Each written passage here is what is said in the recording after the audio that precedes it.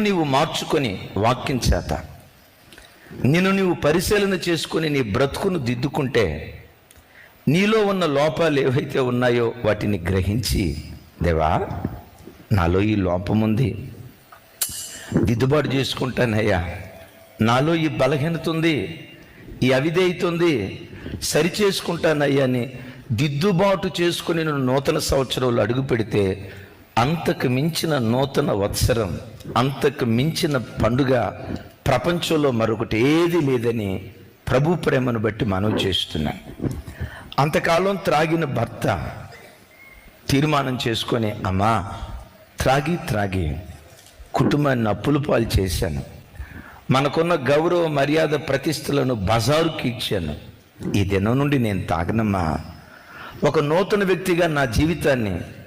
నూతన అధ్యాయాన్ని ప్రారంభిస్తానమ్మా అని